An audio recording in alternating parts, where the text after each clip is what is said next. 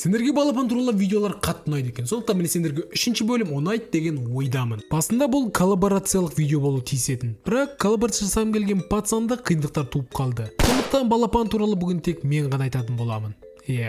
Өкінішті.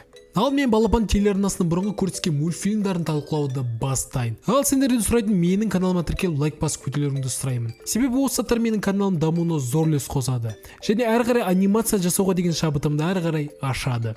Ал бастыңдар деген ойдамын. Бастайын. Кеттік. Мен өз естеліктерімді ұзақ ақтардым. Себебі бұл мульттерді көрсеткеніне бәленбай жыл болды. Ал сонша жылда әрине көп нәрсені ұмытасың енді. Бірақ еске қуанышқа орай 3 мультик түскен болатын.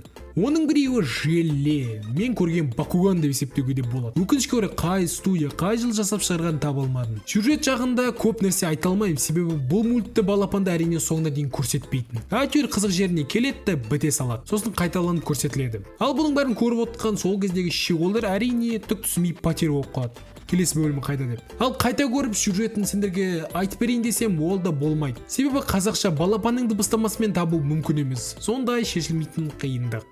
Өкінішті. Бірақ давайте сендерге барынша есімде қалған сюжетін айтып берейін. 3 дос өмір сүріпті. 2 бала, біреу өтер қабақ болу тиіс, не үшін екенін білмеймін. Және де қыз. Олардың доңғалақ ішінде кішкентай жануарлар түріндегі желе атты бір заттар бар екен. Бұл желені бір өте мықты біреу жасап шығарған. Не себеппен екені маған белгісіз. Сол желелерді әр адамға таратып берген бе түсініксіз. Көп адамда осы желе бар екен. 3 доста да бар. Желе арқылы сен ішіндегі жасырылған жануарды, ол әртүрлі болуы мүмкін, не кит, не тасбақа, не бұқа, оны шақыртып, оған бұйрық бере аласың. Қысқасын айтқанда сол 3 дос желе арқылы басқа зұлымдармен қырылады. Неге? Мен білмеймін білет. Менен сұрамашы ебайды. Жақсы. Кішкентай кезде көргенде желенің анимация және графикасы әдеміленбейді деймді. Ал енді өсе келе көргенде әрине ойың өзгереді екен. Жарайды, бұл проект туралы көп информация таба алмадым. Сондықтан келесі көбің сұраған мультсериалды айтып кетейін. Зак Дауыл деп аталады проект. Шынын айтайын, бұл мультті мен мүлде көрмеппін. Бірақ айтатын информация аз емес екен.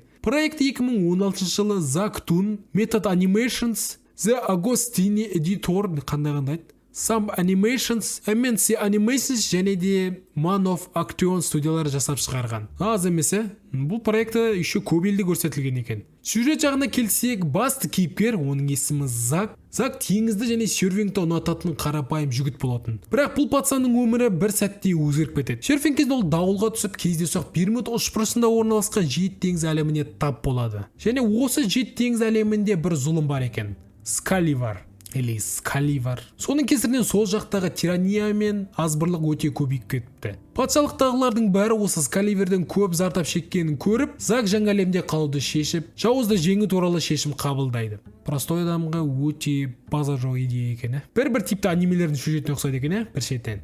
Бір кәдімгі жас бала жігітке бірдеңке болады, ол көз жұмады, сосын ол фантазиялық әлемде түсіп кетеді.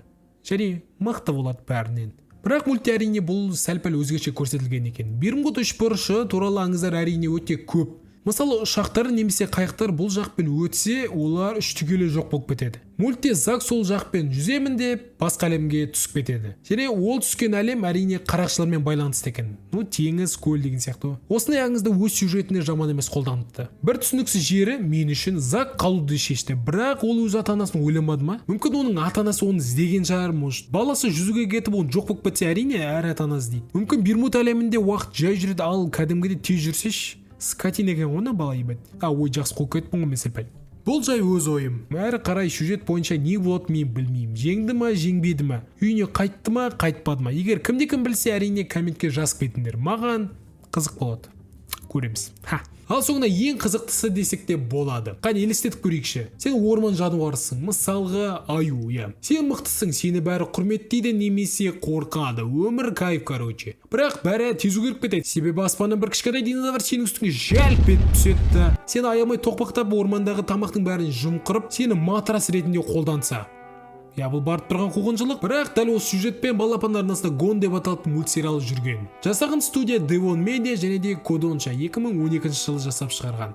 Бір қызығы Гон басында манга болған. Және ол 1991 жылы шыққан болатын. Кейін 1994 жылы ойын түсінесіңдер ме, ойын шыққан болатын платформалы. Сосын барып тек 2012 жылы ғана осы 3D мульт шыққан болатын. Мульт жүріп жатқанда 2012 жылы, дәл сол жылы Nintendo-ға тағы бір платформалы ойын жасалған болатын. Солай Гон жай мультсериал емес, ұзақ оқиғасы бар мультсериал болып шықты. База жоқ. Ал енді мультке қайтып келсек, Гон ол кішкентай динозавр. Оның жерге қалай келгенін бізге түсіндірмейді. Тұрды и құлай салды аюдың үстіне. Мінезі ашуланшақ. Егер оның қалағаны болмаса, ол жай ғана соны күшпен алуға тырысады. Ал оған төтеп беретін ешкім жоқ, себебі Денис қатты, кішкентай, бірақ өте мықты. Сондықтан ормандағылар оның қалаған істеуге міндет. Балапанда әрине толық көрсетілмесе де сюжетті оңай айтуға болады. Гон әртүрлі жағдайға түсіп қалады. Мысалға, өзінен екі есе үлкен жануармен таласып қалады. Жануар үлкен болған соң әрине өзін мықты санайды, бірақ Гоннан таяқ жегеннен кейін әрине көтін қысады. Осы мульт маған ұнайтын.